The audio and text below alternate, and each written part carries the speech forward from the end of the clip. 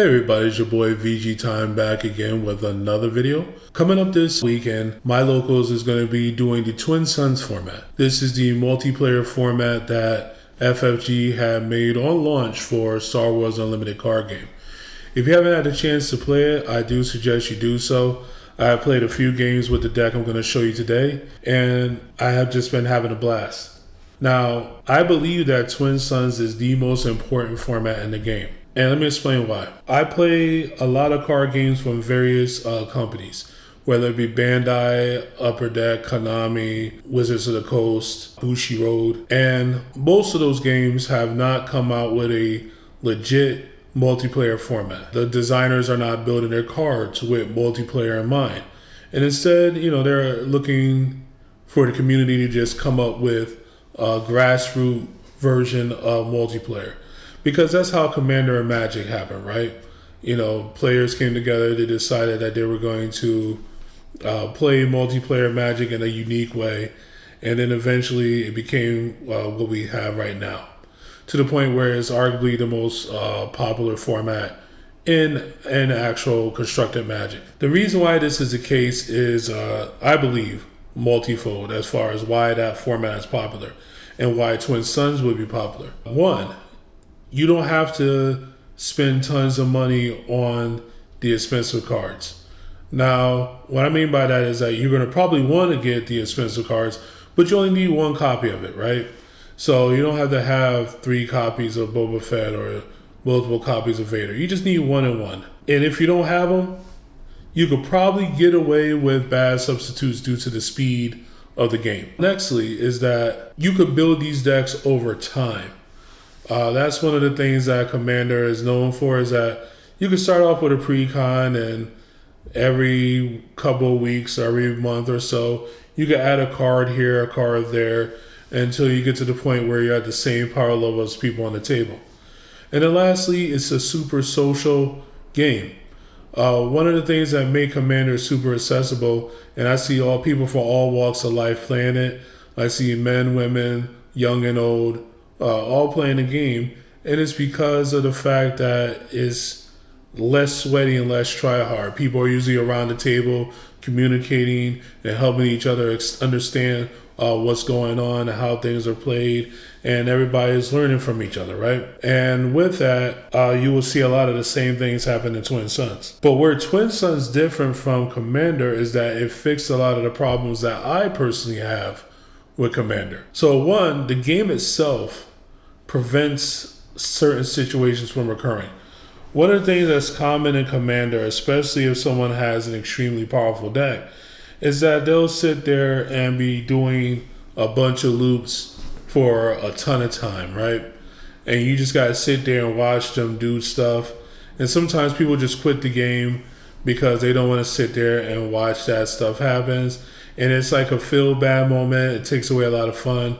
But because Star Wars is the game that it is, stuff like that just could never happen, right? As soon as they make that action, it's going to the next person. The second thing is that if someone is knocked out early, right? They didn't draw anything significant. They got hit and killed out the game. They don't have to wait, like an hour or even more for the rest of the game to finish. That game has only that action phase to finish, and then whoever is the highest health wins. Now, I know that also will cause feel bad moments depending on who it is that got snubbed on that, but hey, you gotta play political. If you see they're about to knock someone out and you're not at a higher health total than they are, you don't have the heals, you need to do what you gotta do to try to protect that person. Next, we're gonna talk about how Twin Suns differs from a game of Premier Star Wars Unlimited. Well, there's a couple of ways. One is that there's now multiple tokens that someone could claim. So normally we have the initiative token that we know of in Premier, but then we also get the blast token and the plan token. Each of these tokens have the same drawback as the initiative token, as far as if you take it or you claim it, you can't do anything for the rest of the turn, but they have differing effects. If you take the blast token, you deal 1 damage to each of your opponent's bases, and if you take the plan token, you get to draw a card, take a card from your hand, put it to the bottom of your deck. So it helps to declog people's hands and keep it from being a situation where they have the excuse of, well, I never drew anything. Because there are only 3 tokens, though, it also creates a situation where you have an odd man out. So it does take a lot of thought process to go on, because you don't want to just not claim anything and stretch out the turn and then be the guy who didn't get any benefit at all. And then lastly, there are no soft passes in this game. In a game of Premier, you could say, "No, I'll pass," to see if your opponent will do anything.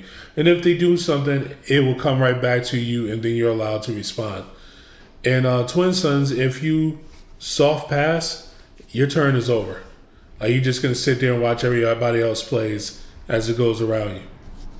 So it's very dangerous to do something like that, at which point you might want to just take the initiative, take the blast, take the plan, whatever it is that you want to do. When it comes to deck building in Twin Suns, there's actually a couple of ways that you can look at it. Actually, I believe there's 3 ways. I do the third way, but the first way is bottom-up deck building. That is where you build your deck based upon the colors you want to play and how good the individual cards are in those colors that you want to play. If you determine that you want to play yellow, green, blue, you would just find the best yellow, green, and blue cards, and then for your alignment, and then you will put them together and then just grab 2 random leaders that fit the bill, right? And the leaders don't really matter too much because each individual card is extremely powerful. The other way to do it is to have 2 leaders whose effects work together. You see certain things like Vader Palpatine works together pretty well, right? You already want to play red green for Vader. Palpatine cares about stuff being pinged or damaged, and Vader has the ability to damage things without actually losing anything. And they kind of have a redundancy with each other. That's an example of one. Another one is Han Solo and Chewbacca, right? Chewbacca usually comes out super late, but on the Han Solo Awakening turn or deployment turn, you could get to the 7 energy for Chewbacca to be able to be deployed right away. So that helps out Chewbacca to not be like an ultra slow card. And then you have access to some pretty strong abilities once you get to that point as well. So the third way is that you have the leader synergies and you build your cards around it, but you don't go too deep. And what I mean by that is that you build enough into the synergy, but you still don't neglect the good stuff. Now, there's some warnings I want to give about this format. Because of the political nature of the format, there's certain cards you may not want to play right away, right? I'll give you an example.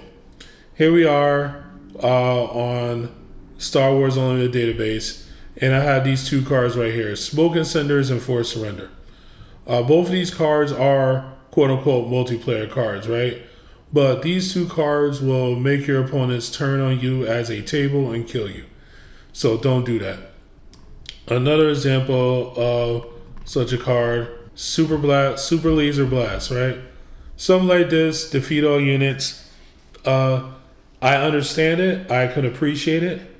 But if you do that and your opponents have the ability to rebuild, they're killing you.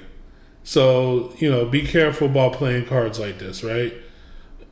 You want to make sure that you don't make yourself a target right away for the aggressions of your table. So with that out the way, let's get into the deck profile and we'll see exactly what I'm playing. So here we are. We are on Grand Inquisitor and Director Krennic. These are obvious synergies. Grand Inquisitor is able to damage things. Director Krennic is able to buff things that are damaged. What also kind of goes along here is that besides like that top baseline synergy, is that they work together as a pair on the field. So what I mean by that is that if you're willing to, it depends on how much healing you have, but if you're willing to wait a turn or risk the Krennic out there not getting killed, you could deploy Krennic, swing, heal 2 from your base, and then you could Inquisitor ping Krennic to restand him, and then have Krennic swing again, this time for 3, and heal 2 more off your base. So that deployment turn for Krennic gets very powerful. If you think that Krennic is going to survive, or you have the ability to heal him up, he is a 2/7, so he's not necessarily easy to kill. On a follow-up turn, you get to get 3 attacks, because you get to swing, heal, ping, restand, swing, deploy, swing, ping, restand, swing. So you could heal over a 2-turn period of time, 10 health. We are, of course, playing the lab. Now, there is a great argument, not even good, a great argument for playing the 30 health base because of the win condition of Twin Suns, right? So you can't overheal your base. So you're going to be stuck at 25. So if you cannot get your opponents down below that on that final turn, even if you're at full health, if somebody else has 26 because they're playing a 30 health base, they'll be able to get you. I haven't had that come up yet, but I have had come up situations where I was heal capped and I had to worry about such things. Let's get into the cards. And it's all going to be by color, so it'll be pretty easy to follow along. So first we're going to start with villainous cards. We have Probe Droid. We already know he's pretty good, but he allows us to set up several cards in the deck, and also helps us to figure out where our opponent's going to be going. We have Snowtrooper. This helps us to inflict, additional damage. Sometimes on that turn where someone got knocked out, all you need is that extra 2 damage to be dealt as the last action to win the game. Admiral Mati, just like Invader or Palpatine, with Inquisitor, we're able to trigger this guy ourselves to restand our units.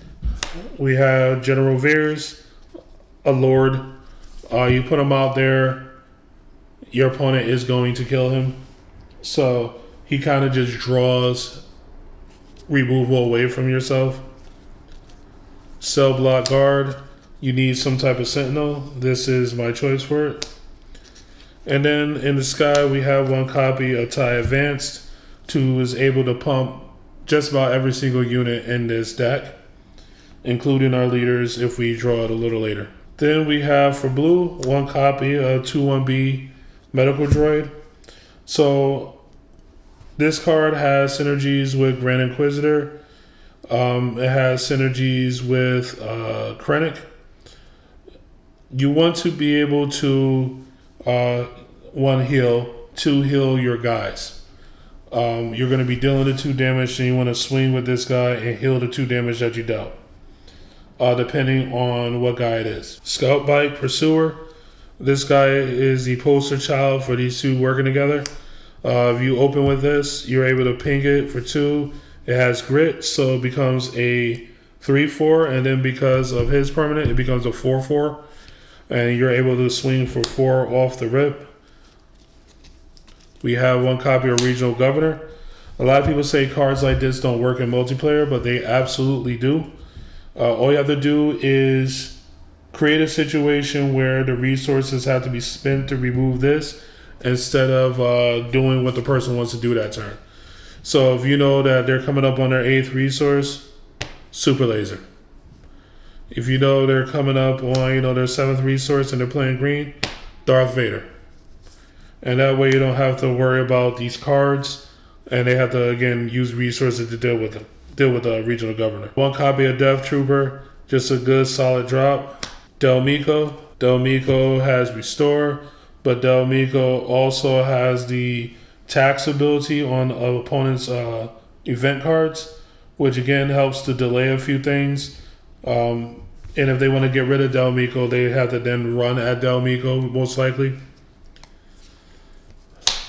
We have Gideon Hask. Gideon Hask is a great multiplayer card because if you have Gideon Hask out, your opponent has to care about it. What I mean by that is, if you have them out there and they're just killing each other's guys, he is going to make your board massive. Experience tokens everywhere. If you have this guy out and let's say he's on the ground, but the space is getting kind of crazy, and one of your opponents plays a bombing run, and it kills a bunch of stuff in the sky, but you have some guys on the ground, experience tokens, and for each guy, and then now that makes your board huge. With him being out there, it kind of discourages certain types of gameplay, so that's why we play him. Rugged Survivor. So this card right here in Premier is nothing special, but in Twin Suns it's actually quite easy to deploy this guy or play this guy on the turn that you deploy your leader, so that you could then get value from him. Because even if you just tap 5 for this, okay, fine. If you deploy Krennic, okay, cool. You could then ping him, restand him. Now he is a 5/5 or a 6/5, swing 6, draw a card, and then heal 2 off the base. Those are like the kind of plays you could kind of do with it. And then once you get to that point, if they don't deal with him and Krennic is still just chilling out there, you could then do the Krennic play I showed you earlier, where you swing, ping Krennic, swing, deploy, swing, ping Krennic, swing. Then we have the Academy Defense Walker. Again, it's a Krennic All-Star. Comes down, experiences up guys so they could take even more damage. And by being able to take more damage, it helps out with the grit mechanic. It itself has Sentinel, so it's going to just kind of sit out there and clog up the ground for you, which is something that you want to do. You already kind of see the sub-theme kind of working with it, where these guys were together and there's a bunch of cards that could damage and do all that kind of stuff and taking advantage of the damage. But the next sub-theme is started off by our boy Dooku. We play a pretty large force contingent in the deck. So Dooku, he's just a good overall unit. The fact that force also helps as well. It's shielded, so it takes a little bit of effort to get rid of him. And he removes something with 4 or less health. A AT-AT suppressor. So this card right here is in a sense in the same boat as like Super Laser, except for people don't feel bad about it, right? So if they make their plays before they actually swing with stuff, you can play this guy right here and tap down their ground. And it's everybody's ground. It's not just theirs, it's yours as well. But it basically bridges turns. In the sky, we have 1 copy of Inferno 4. This helps us dig. So one of the things you want to have in your Twin Suns deck is good card selection or good card draw, so you can get to the pieces that you need to. This doesn't get you cards, but what it does is it lets you see the top 2 cards of the deck. And if it's something that you don't need right now, put them to the bottom. And then you have the ability to trade it off with something. Or you could ping it with your leader, restand it, and then swing into something right away and kill it off and look at another 2 and see if it's worthwhile. And if it's not, put it to the bottom. And then that way when you draw the 2 at the end of the action phase, during the refresh phase, I think that's what it's called, you're drawing new cards that you other than the ones you didn't want to see. We have one of our Sentinels in the sky. It's just a 3/4 Sentinel. And then we have Avenger. Avenger isn't great in Twin Suns, but it does the job. It's big, it deals a lot of damage. Maybe that's all you really needed to be able to deal with something pesky. And then untap and then swing and kill someone off. If they have no way of answering it, that is. Now, moving on to green, we have Seasoned Shore Trooper. Again, another 2/3 that we could restand with our leader and give buffs to. Super Laser Tech. We get to take advantage of this guy just as much as Vader or Palpatine does, except for in the case of us, we don't need additional energy to do it. We just tap Inquisitor, ping it, and ramp. Going back to card advantage, we have Grand Moff Tarkin. Comes down, he gets you 2 cards, so he's a +1. One of my favorite ECL targets we have is Rook. Rook, as long as he's able to deal damage to something, auto kills it. Vader. So Vader is the reason why I'm even running green in the deck in the first place. I pulled him in a random pack as I was thinking about constructing my Twin Suns. And I said, oh, well, I guess I'm putting green in there somewhere. So, yep, Vader. And Vader is, again, a force unit, so that matters. Ambush puts damage on him, which then creates the synergy with Director Krennic. And we have the ability to heal him up and do various other things with him. Relentless. This card could shut down entire decks, or at least make it extremely inefficient for them to play by making it so that the first event card played is basically pointless. Which means that they can't just waylay him. They have to do something else and then waylay him, or something else and then vanquish him. And that right there is enough of attacks. And when you combine it with Del Meeko, there's a possibility they're paying extra for all that as well. Then we have Devastator. Devastator has the ability to come down and basically one-shot just about anything. It has Overwhelm. It has Sentinel. And yeah, on play, just burn something equal to your resources. Lastly, we are on to red units. We have Cantina Braggart. This guy basically is the same as the 3-1 in this deck, but you can't ping the 3-1 and restand it. You can ping this guy and restand it. He has Grit 2. You play him, you can just ping him, restand him. He's going to swing for 3 because of Krennic's ability, and he kind of just sticks around and does that. At that point, he's basically the same as the 3-1, except for he's a little bit faster. Next up, we have the Admiral. So this guy right here, a lot of people don't see why he's good, and this is why he's good. It's all about timing. Like, if you have something worth playing off of him and you have him and you're going to play it the following turn, you can play this guy in rest mode. And if someone hasn't done it, you could just claim the initiative. At that point, everybody's going to start taking their cards, charging up. And then the first thing you do is activate this guy and play your card. The card you play is going to be in active mode. And then your opponent's untapped guys. But at that point in time, their guys are already untapped. So who cares? So now he has 0 drawback. Once you do that once, he's going to die. It's just is what it is. But still, this guy, I forgot his name. He's a 2-3. That's all you really need to care about. He does have Overwhelm if he's attacking damage guys by giving them +2/+0. We have First Brother. First Brother obviously has synergies with both of these guys. We have Seventh Sister, again, synergies out the wazoo. Main thing about her that makes her great is that she is 3 power. So we're able to ping it, restand. She swings for 4. She has the Saboteur ability. So if they're playing, what's her name? Iden. She could one-shot Iden at that point. Palpatine. Palpatine is a soft board wipe as well. Not quite as good as he is in Premiere being one. But, you can ping off a few things that might be problematic or kill one large thing that's problematic. And people are not going to really look at you too crazy. Then in the sky, we have 1 copy of Imperial Interceptor to kill something off in space or finish something off in space. And then we have Relentless Raider or Ruthless Raider. This has value on play and on death of being able to deal 2 damage to a base into one of your opponent's guys.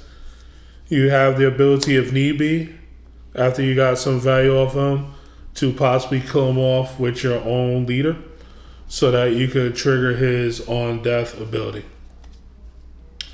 Next, we're going to get into the events. We have 1 copy of Force Throw. Force Throw, I see played wrong a whole lot. And granted, the way that it's played wrong is still an okay way of playing it. But the way I see a lot of people play Force Throw is that they go, how many cards you got in your hand? 3. Force Throw, discard a card.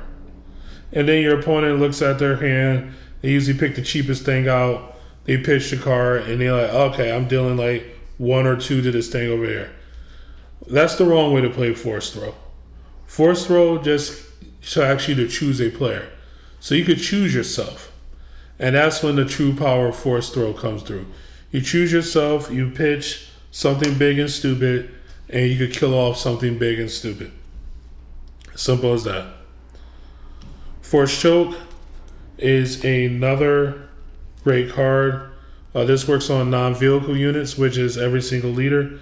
If you have a force unit out, which most likely will, we'll be able to use it for 1 energy.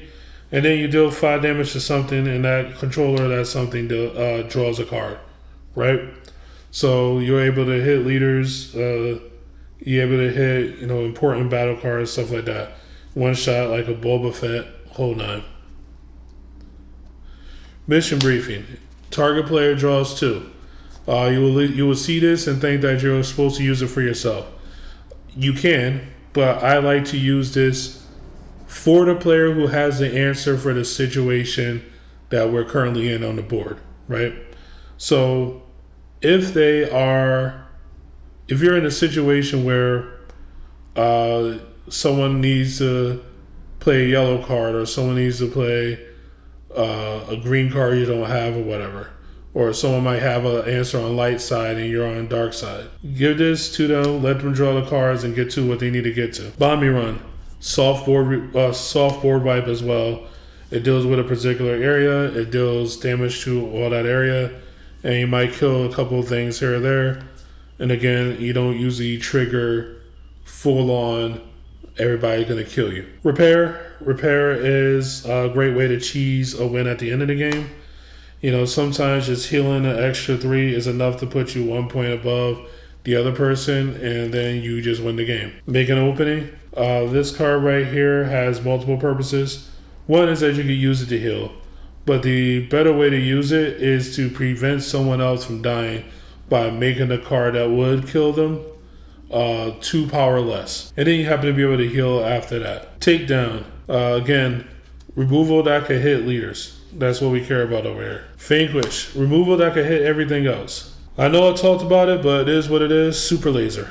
Super Laser, sometimes you just need the nuclear option, and if you have access to it, you might as well do it. Search your feelings. Again, you need to be able to get deep into your deck or get the exact card you need. Search your feelings does that. Going into green events, we have 1 copy of Resupply because ramp is good. The Emperor's Legion. This card is insane in Twin Suns. So if there is a situation where a board wipe is done, this card right here gives you so much value. They board wipe you, you go, oh man, that sucks. Play this, you get back all the pieces, unless they did it while your leaders was out, but it's what it is at that point. But you get back everything, and you're able to usually fill up your hand pretty good and make a new board again. You want to usually, if you have this and you're going into a Super Laser turn, you kind of want to hold on to this, let them Super Laser, and then be able to rebuild your board from that. Overwhelming Barrage. Sorry about that. Can't even read right now. But Overwhelming Barrage is another soft board wipe that usually doesn't cause the ire of the board. You play it, you pop a few things, and now your guy is a little bit bigger. Stuff like that. Then we have 3 upgrades. I'm not known to play a lot of upgrades in games or equivalents to it because they are bad value propositions, no matter how good the upgrade is. You're going to put an upgrade on somebody who can die by a multitude of ways, and now they didn't just get 1 card, they got 2. But who cares, right? We're all sitting around the table, we're having a good time, we're throwing out upgrades. So the first one is Entrenched. This card is a Twin Suns All-Star. You put it out there, you lock down a big threat, and nobody gets to get hit by that threat. Everybody will love you at the table, and you'll just be doing your thing. Fallen Lightsaber. You play a bunch of force units, so you'll be able to get the full power of it. And then lastly, Vader's Lightsaber, because we do play Vader, so we want to be able to use this as well. So there it is. That is my Twin Suns deck. Now, I'm not saying you should build this deck by any means, but what I'm saying is that you should think about your deck building the same way. Before I end this video, I just want to say thank you to the Star Wars Unlimited community for enjoying the last video. If you didn't see it, I'll have it up here. And I'll catch you again next time. This is VG Time signing out.